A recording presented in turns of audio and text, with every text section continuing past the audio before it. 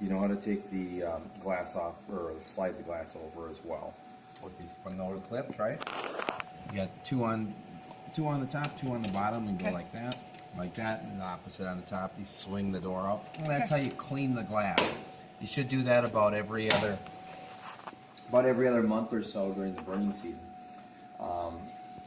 What happens is, especially black. LP gets a lot of soot, cloudiness, and milky haze on the top, and you want to get that off because if you continue to run with that on there, it'll eventually bake itself into the glass, and you won't be able to get it off there. So, do you have a thing you like, a product you like? If you keep up on it, you can use a regular Windex. But if it gets ahead of you, then there's a ceramic glass polish that you can buy at like Fireside or down there at Glowing Hearth and Home called White Off, which is a really good product. That's about the only thing I really recommend as far as all those other cleaning products. I use that as well. Okay, so right now I got the blower going and the burner up all the way. Here's how you control that. All right here is your rheostat for your blower. All the way counterclockwise, it goes low, or counterclockwise and goes off, and then clockwise to the lowest position. These ones are kind of temperamental.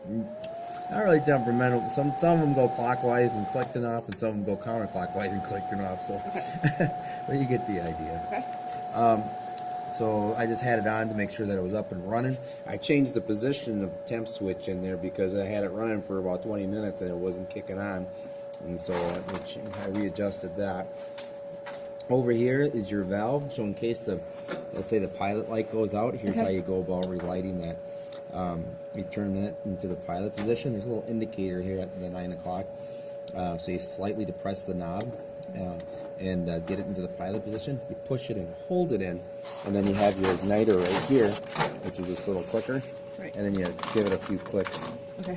Just kind of like so. Okay. And then you'll see the pilot light in the back, or between those two back logs right in there. Okay. When you have that pilot light lit, you're still depressing this knob. When you depress it for about 30 to 40 seconds, because it really needs to warm up. And then you release it. And then again, slightly depress the knob, and then turn it into the on position, and it'll pop. Right now, I have the burner on as well. That's why it went right on. You can use the thermostat, or you can use the remote control. If you lose the, excuse me.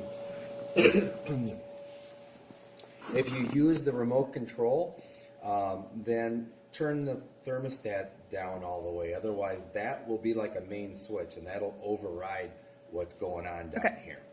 Okay, but otherwise, you can use this remote control, and it's pretty simple: on, off, mode, and set. On, you hit the on button, fireplace goes on. Off, it goes off.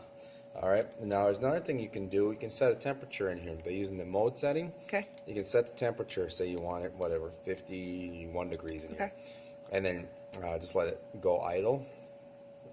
It'll blink a little bit, and now it's going to act as a thermostat, and it's going to read the room temperature wherever this is sitting. So if you put it back, so you can put it back there. So you can use it as another thermostat, or you can override the main thermostat if you have that set low by using this. Okay.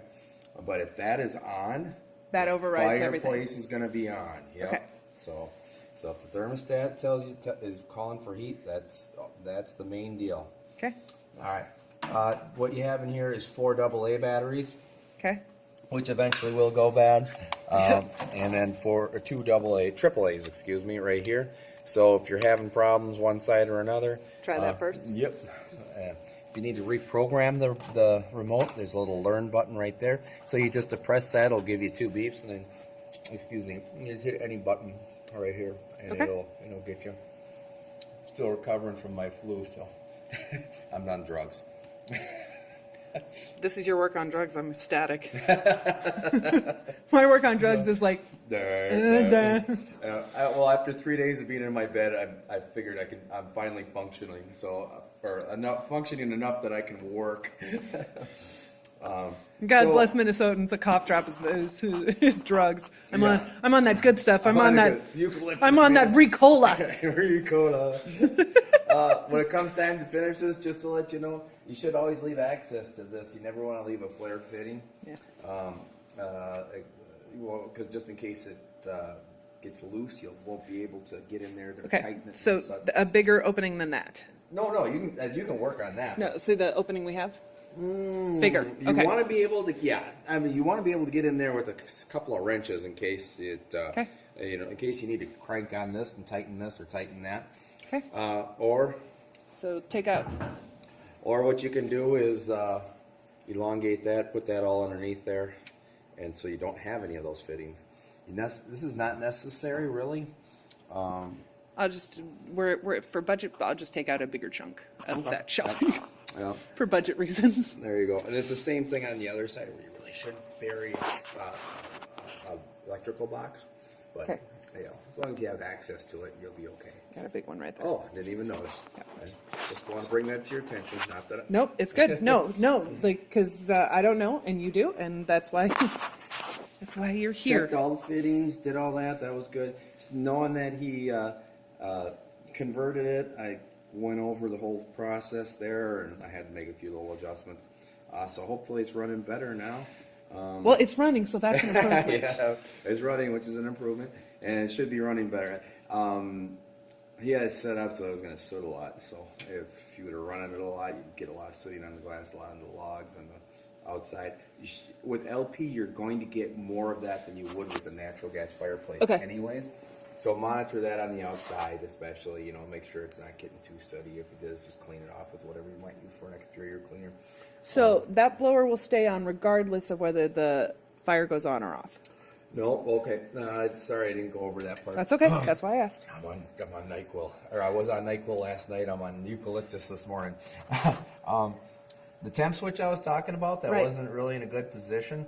Now what that does is that senses when it heats up. So next time you go to turn this off or turn this on and it's cooled down, it's going to take a while for the whole firebox to heat up, and then eventually where that temp switch is, when it reaches about 110 degrees or so, then it'll open up close the circuit and allow the current to come through, and the blower will turn on. Okay. Okay, and then Super. after you turn the fireplace off, if we were to turn it off right now, it will continue to run until the unit cools down at that spot. Got it. Okay, underneath the unit. So it was a very cold unit. It took a while for it to heat up because it hasn't been running. It's only been like -2. What are you talking about? I know. All right. So Okay, is that it? Yeah, that should do. All right, I'm going to about stop good. now.